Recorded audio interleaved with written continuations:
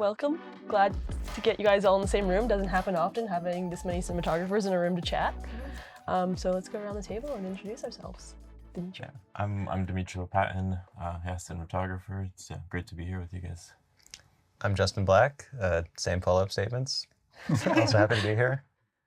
I'm Christina Ienna. I am a cinematographer, and I am on the Canadian Society of Cinematographers Board of Directors. I'm Alan Liu. I am, just like all y'all, cinematographer, and yeah, good. I'm Alice Stevens, and yes, fellow cinematographer. I'm Australian DP and current Canadian DP. Welcome. Thank you. Nice to have you here.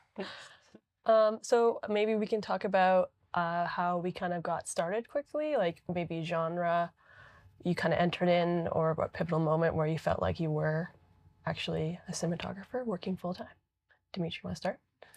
Yeah, I fell in love with filmmaking quite early on. I was like a little kid, and then in high school I got really encouraged by my teacher. There was a film class I was really fortunate to be a part of, and he got me to do all these different extracurricular activities, and it never felt like work, where math, science, English, all of that felt like work. Yeah. I was able to stay up all night, edit little videos together. And so I just decided to pursue film school after that. And in film school is where I kind of figured out I wanted to be a DP. It was the one role that I felt the most at home at. And it's been, the last 10 years just been pursuing that journey. I also got into it quite early. Just was lucky to have like a friend's dad who had a video camera in the second grade. We'd dig a hole in the backyard and get like the bottom shot of Indiana Jones swinging over it. And in the sixth grade, also had a friend with a video camera, and so we just kind of made videos. And in university, I realized that I'd like shooting. When I kind of shot my first things for someone else, that's when I differentiated, because I wanted to be just a filmmaker. And then at that point, I realized, I'm actually best suited for just these parts of it, and it's better when other people do other things. And so I kind of figured out I liked that part then. And at a university, got into corporate videos, and then just kind of slowly clawed my way up from there. Alan? Yeah, very similar to you guys. I think we all kind of visual people, right? So as children, kind of like drawing and painting and that kind of thing. But also made videos in high school. Started off like making videos for my church and like for the high school soccer team and for like my violin studio. Everything that I was supposed to do, I wasn't doing. I was just filming them, you know? And I went to film school, studied cinematography. And out of film school, I worked as a grip for 10 years in LA. I'm actually, like Alice, not from Canada. I grew up in the States in LA. I kind of fell into that world, and then long journey kind of honing the craft, right? Like learning how to move cameras, learning how to shape light and stuff for 10 years. And so been kind of more focused on shooting full time for the past 3 years. And it's kind of been the journey. So Wow, you left LA. I left LA. Oh, you left early. Maybe you'll be back. No, it's one beautiful out here. Resist. Well, it's our game. I have similar but also different. Like, I don't think I was that interested in my school years. I was a very observational person. I was like really into drama and arts, but it really only kind of sort of became an interest in like my later years at school, and I got into photography, and I've always been like a very observational person. Like, I love to just like watch things. So it was very like quiet and would just observe the world. And I think looking back now, I can be like, oh yeah, it makes sense that I'm now in the place that I am. But I went to film school. I took a year off. I went and traveled for a year, and then went to film school. And again, like you guys, I think kind of want to go in as a director, and then realize you start to like edge behind the camera, and you're like, whoa, what's this world? I love like composing an image and thinking about lighting and all of these things that I never knew about, but I think I've always been drawn to. And then when I finished film school, I did the same sort of like corporate videos. I didn't do the AC route. I met with a few DPs who had done the like camera just shooting route, because they were like part of the 5D generation. And I was like, I'm going to do that too. I'm just going to shoot weddings and corporates and music videos and shorts. And that's kind of led me to where I am now. So, yeah. So what I'm hearing is you guys just picked up a camera and shot, which is a lot of things that I tell people when they ask, how do you be a DP? You gotta shoot. Yeah. Yeah. Were there any, like, for me, I remember being a kid and I used to watch the behind the scenes movies more than I would watch the actual movies. And that's where my interest became in film. And I didn't understand that until I looked back on it. And then I picked up my dad's old Pentax camera, started taking photos, and I was like, whoa, in a snap of a second, I can have an entire image that I've created or captured versus like drawing everything out all the time, which is something I also did as a kid. So was there anything like that that was like really like light went on essentially as a cinematographer, your light switched on that made this is what I want to do? I remember watching A Beautiful Mind DVD features back then, and that there was this moment where they talk about the VFX of that movie, and like when the little girl's running around in the park, the birds don't move, and that's how you knew that. If anyone hasn't seen Beautiful Mind, it's been 20 years, but hopefully you have. But like that was a thing that I realized, holy, you know, the people are crafting this story and subtly like telling you something about this world. And that was an amazing thing to me that people were crafting that, you know. I remember that very vividly. Yeah. Specific. I know. That's cool. Yeah, I don't think I realized it till more in my adult life, but when I was a kid, my mom and dad took me to see the first Harry Potter movie. And it kind of felt like magic. Like, even though I knew I was old enough to know that I was watching a movie and that people were behind it and they made it, but it truly, like, by the end of it, felt like magic, and I was scared and I felt all these emotions. And that was one of my biggest inspirations from like early on, but it took me maybe when I was in my 20s to realize like, oh yeah, that really changed things in my mind and then inspired me to think like, what could filmmaking be as a career? Were there any big struggles or hurdles or challenges you guys have faced when you were starting out your career, and how did you overcome them? Or are you still overcoming them and working towards them? I was thinking about this question. I think I have one that's quite recent that I think is like, it's quite a big milestone for me. And I think, you know, I'm still very early in my career, so I think you do have like big hurdles still in your career. And I think that we will continue to have them, and that's what makes us learn and grow. But I had an opportunity to go back to Australia last year. This is when I missed the winter. And I was part of a opportunity called Credit Maker, and it gives you the opportunity to shadow a DP for a series, and then you shoot an episode with the guidance and help of them. Amazing. Cool. And it was great, but it was like I had the worst imposter syndrome I've ever had, because I was coming on a set and a TV show where it's like it's got a process and it's a machine-like process that I had to kind of just jump into and be part of. And I'm only used to like indie shorts and do it yourself, like make up how you're gonna react in these situations, and I just found it extremely hard to just be pushed into that. It was basically like a trial by fire experience. And in a lot of ways, like, it was scarring in some ways, like it was a challenge in that sense. But I think the thing that I learned after that is to be really I suppose to really reflect on the experience, the challenges you have, and like look at what happened and look at where did I go wrong and where did I feel those, like, you know, that imposter syndrome. And so that the next shoot I have, which I did have another shoot after that went really well, and I felt so confident, and I felt finally able to lead a crew with like purpose. And it was only from that experience that I was able to kind of have that confidence. But you don't know that when you're going through it. You can only just do it and get through it and then reap the rewards on the next experience. Right. How long was it between that TV show and that subsequent shoot? It was a few months, probably like 4 or 5 months later. And I had a few little shoots in between, and I could feel my confidence rising, but it wasn't until that short where it was like something I connected with. I loved the script and I got along well with the director and everything, so it just clicked into place. Yeah. How were the crew on that? I don't know how much we want to get into it, but I found like I was once dropped into a TV show with 4 days of lead up time because somebody got COVID and I just was called to be there. That was quite concerned. It's just like, you know, the imposter syndrome of like the crew have been on this for months. I'm like supposedly in charge now, despite knowing basically nothing about the show. And thankfully that went well, but I think it's because they, like the gaffer and the key grip were like, here's all the stuff, here's how it works. We got this light and this light. What do you want? Like it was really just because everybody was so gracious and giving that went well. But I could very easily see it going the other way. And yeah, perhaps like you are one variable, but the rest of it is just what situation are you being dropped into and how accommodating is everybody else? Totally. And I think that is the case. Like, I felt so supported. Like, everyone knew what they were doing. They're the kinds that just go from show to show to show, and they just know what they're doing.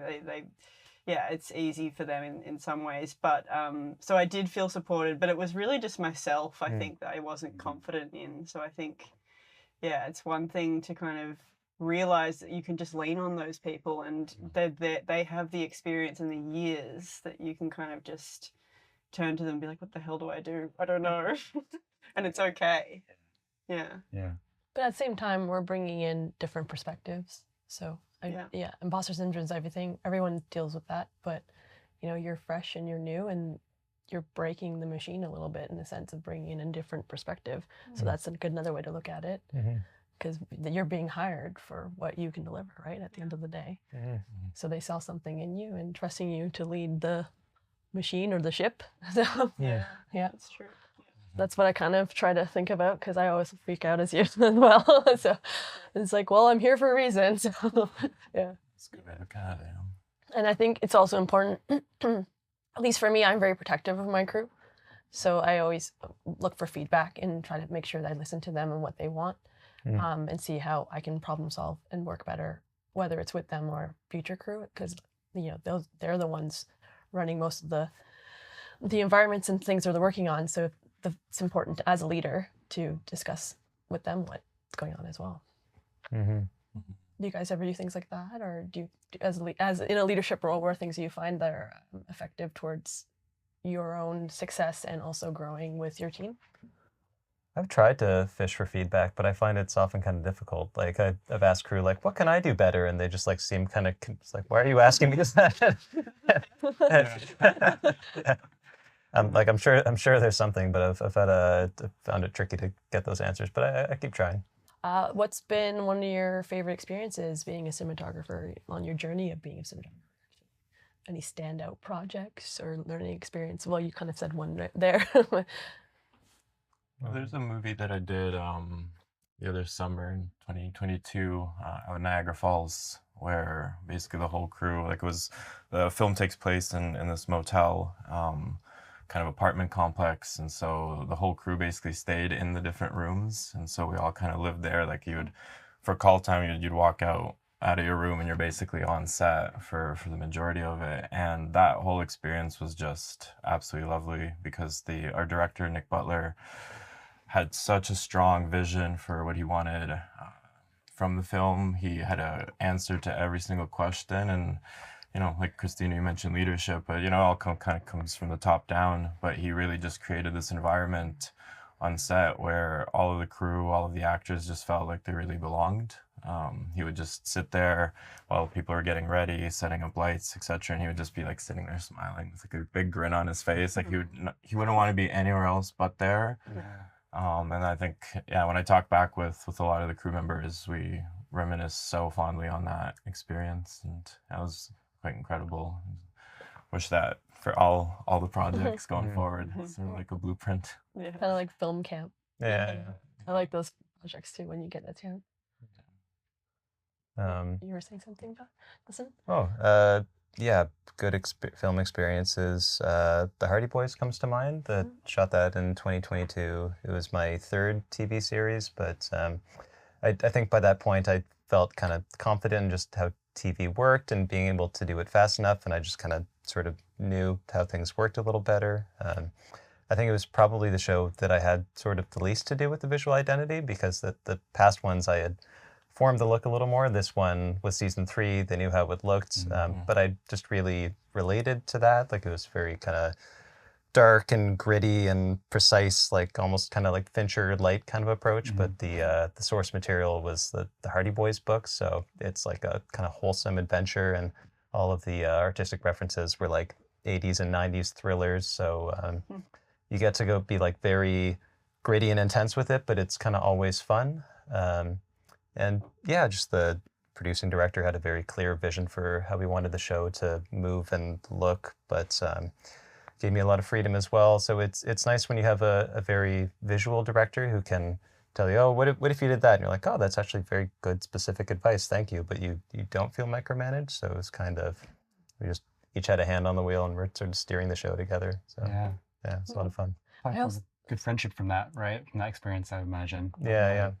A good thing that carried forward. Yeah, for sure. I also know that you guys did some fun stuff with the flashlights on that project, because that was a huge part of the season, right? Because Josh was working on that with you. Yeah. So there was like some kind of like practical fun trickery. Flashlights are always difficult. Yeah, the first time I worked with Josh McDonald, also talented DP and sort of genius builder. He was a ghostwriter, and it was a modern thing, but it was a mystery. And so the flashlights were phones. The kids would always use their phones as flashlights. So he helped us build basically a flashlight in a phone body with like a little phone case that could be used on camera that was bright enough and wouldn't flicker. So that was great.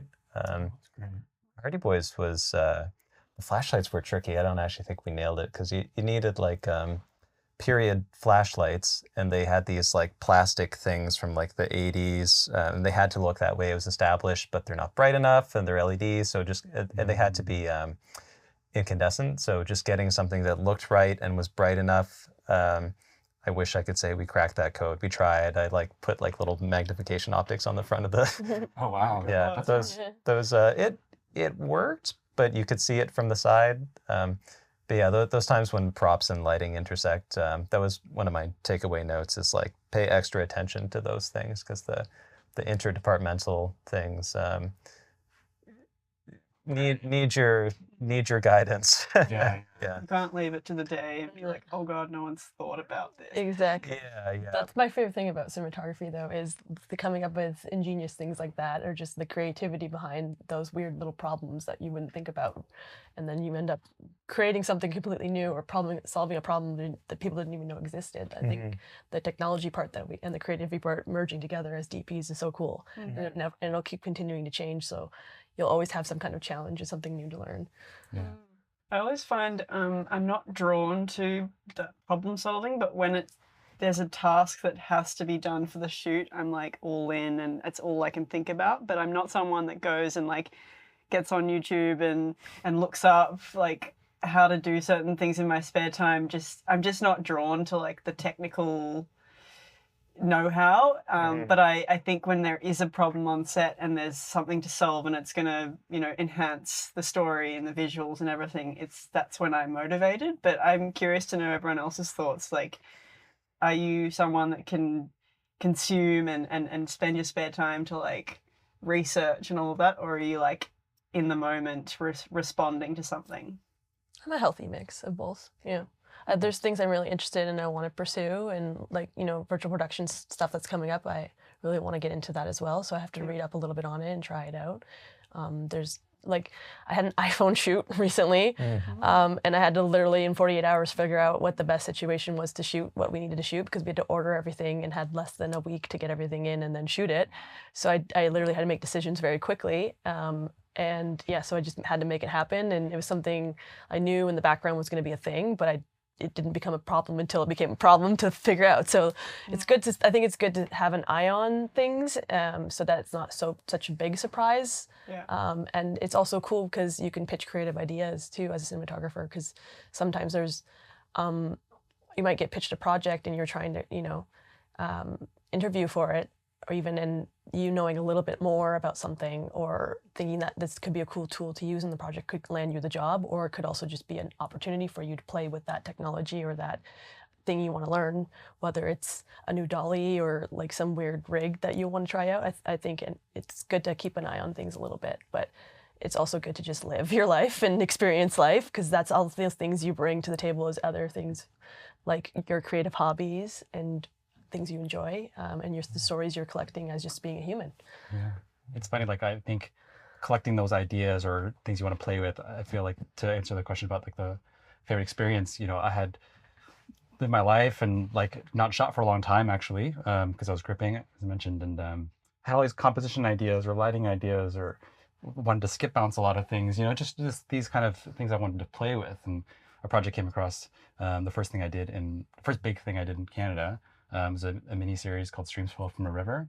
And it was such a special project to me, and the director and I, Christopher Yip, just so like-minded and like felt like brothers, in terms of our creative vision. And so the ideas about composition, the ideas about lighting, like he was all on board for that kind of thing. And like ideas that had been marinating for like 3 years, like you're saying, kind of just stored in the bank, though it's not so technical, but like just kind of expressive thoughts that I had for visuals. And that was a special project to not only like check off all those boxes that I wanted to check off for a long time, but the story was about Asian Canadian family stuck in a snowstorm in Calgary. And the crew was made up of predominantly like East Asian crew that were kind of represented the people on screen and behind the screen too. And I think it just felt like my cousins and brothers and sisters and everyone was kind of part of this story. And it really meant a lot, I think, to not only the people on screen, but everyone that made it, So it was a special thing to feel like a community wasn't behind this project and it wasn't just about my own ideas or something, or Christopher's ideas, but that's so important. That's so important when it's like a topic like that, to let you have people representing that topic, right, being involved, their perspective. That's cool. That's really cool. Yeah, I'm glad everyone seems to have like a special project that they've had in their life, because that sucks if you're just doing the same like corporate stuff or like things that you're not enjoying, just the grind. So it's nice to hear your stories and experiences. So I guess oh, sorry, Alice, did you want to share anything? I would add to like this. I think we all have like a similar experience as to like wanting projects where you have time with people and you have time to build relationships and that trust building, like you said with the hotel rooms. Like that sounds like heaven. Like when everyone's like just amongst each other, and that creates an energy, and then that energy is like what the film becomes, basically the tone sets the tone. But yeah, I had a similar not similar, but a similar like time experience where I was shooting a feature doc in New Zealand, and it was a very small crew, but we were living together as well and eating together, everything. Like there was really no privacy, but it just allowed us all to experience everything together and just become this close family. And then all of a sudden you no longer see these people, and then you come back. But I think that's what I love about our work, is that you have these like intense periods where you get to know people really quickly and they become almost these friends for life, and then they leave. But when you see them again, it's like this connection comes back. And yeah, this was like a documentary about a photographer who photographed like the queer resistance and all these like amazing different times in New Zealand that were, in the 70s. And she was just someone that just like stood up for what she believed in, always had. And she was just such an incredible character, and just like the perfect character for a documentary. Just like the first night, I remember we were driving down a road and she was just showing us something around her property, and there were all these like goose like all on the road, and we were like, what's going on? They weren't moving. And she was like, oh, one of them is probably injured, and all of them stick together when that happens. And we're like, oh shit, what do we do? And she's like, well, you guys go home and I'll deal with it. And she ended up just with her bare hands killing the goose that was injured, and got home and was just like, yep, that's what you got to do. And like, this was like the first night of just being with this woman. I was like, whoa, she's amazing. So yeah, and she just like influenced all of us, and it was just like a really great character to learn from. And yeah, you mentioned community, and I think that's just so important. And I mean, sitting with you guys, I mean, like I remember a couple of years ago I was doing a little commercial, and the whole thing was to do like a first person POV, and Justin, was like months prior you had done a beautiful film where you had created this whole helmet rig, and I remember reaching out to you and saying, hey, can we just grab a coffee and chat about this, and I can pick your brain. And I love that whole aspect of just being able to bounce off ideas off each other. I wonder how uniquely, because I've heard that just the friendliness and community of DPs, I've heard that framed as a Canadian thing. It is, yeah. Which had never occurred to me. I just thought it was a DP thing, but I mean, you two aren't from Canada. How do you find in your native lands there's a sense of camaraderie amongst DPs, or is it a lone wolf situation? Yeah, back in the little country of America, I think I actually do think there is something special here. Not that this is a plug for Canada or anything, but I feel when I moved here, and maybe you feel the same way, I was like, I did not expect to be so welcomed into the community and to be invited and to, you know, be able to reach out to people so freely. Like Dmitry and I, we grabbed coffee a couple months ago. That's right. Right before all the success at TIFF Dmitry had, you know, and it was just nice to be able to connect and do this kind of thing. And I feel like it is different. I have some friends in LA. I'll get in touch and get coffee, but I feel like everyone kind of has a pulse on what everyone's doing in a very special way and is cheering for you and rooting for you. And I think that's pretty cool. So it's, you know, has that been your experience so far? Yeah, I feel that too. And I think that Australia, we have this thing called tall poppy syndrome. Yeah. And it's like, basically just like when someone does well, you kind of, I don't know, there's something about like not allowing that success to kind of be that positive, and maybe it's like, yeah, pat on the back, but I'm not gonna like go overboard. And I think people can get a little bit threatened by success from other people as well. But here I feel like people are just a little bit louder and prouder in a way that just makes sense. Like I'm like, yeah, like you are good, and so like let's celebrate that together. And I think Australia does have, I mean, Melbourne, where I'm from, we have a good community. Like people do reach out to each other and do that. But I think the tall poppy syndrome is a bit of a thing, and I've noticed like living here, it's like the tiny cultural differences. You do feel that here, and it does feel like people are just like more, open to just like talking and knowing that everyone has a unique perspective, and that no one's gonna, I mean, you know, we're all up against each other a lot of the time, but like the right person will get the job, and it's not like you're better than me or whatever. It's like we all have our thing, and that's what makes it great. Yeah. I'm not sure if one of the questions is advice for younger DPs, but that is one that comes to mind, is that you can, I found you can reach out to just about anybody and they will answer you, which is kind of amazing, whether people in your immediate community but I mean, I've just even reached out to DPs who I would never meet or interact with, just sent them emails, and have been amazed when like very good DPs actually reply to me and answer my questions.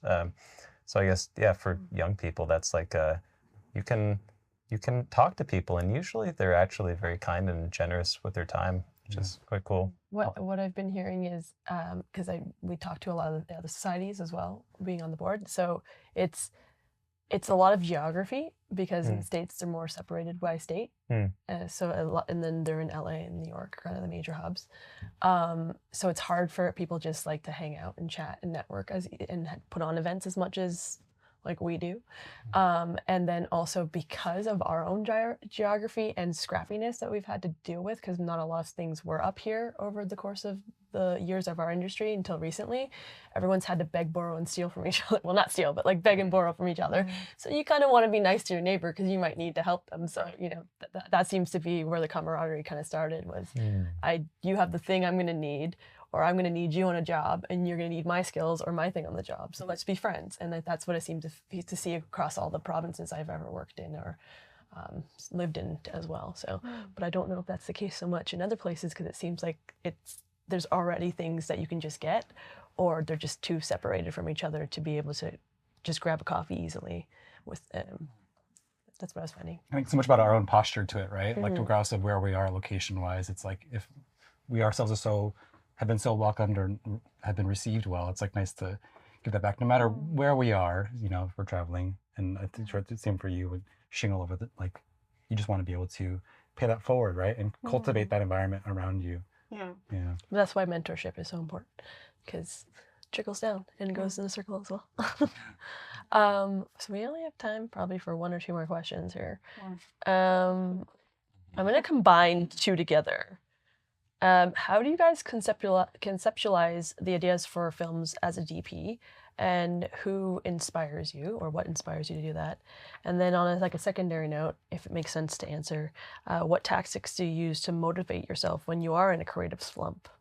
Yeah, I find I'm quite introverted just as an individual, and so like for me to recharge, I usually need to be by myself. But when it comes to creativity, I actually find going external and going to the community, going to friends, watching movies, and talking with others is really what gets me out of any kind of slump. And um, that's usually where I'll find inspiration, is through other people's work, through conversations. Just recently in January, we started a little movie club, which has just been the response has been overwhelming, because the amount of people that show up every week to just watch movies, and we all get together and chat afterwards, and things like that really get me going. Yeah. That's so cool. I want to be part of that movement. Yeah, I'll send you an invite. We got a little Instagram page that we created, and we've just been going almost every Tuesday. Started in January. Yeah. It's great. I've been 3 times. Yeah. Good movie club. We should have a little reunion of the podcast crew. And Yeah. What's next week's again? Next week is it's the TIFF Secret Movie Club, so it's actually a surprise. Oh, okay. Maybe they're gonna have a guest filmmaker as part of the screening, and then it's a surprise movie. I think they give a hint on Twitter, but or X as it's called now.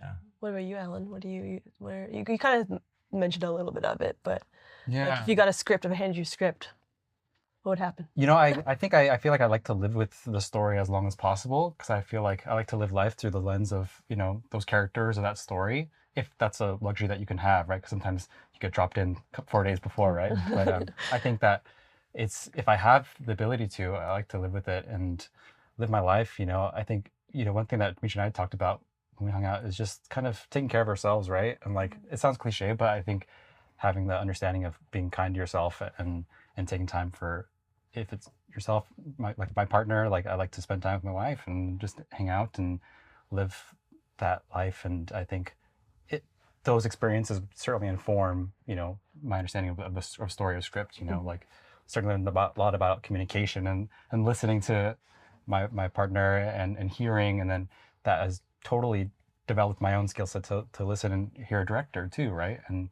pull out of what they're aiming for and their objectives. So I don't know, I think just kind of being a good person and living my life is part of that prep process, I think, you know.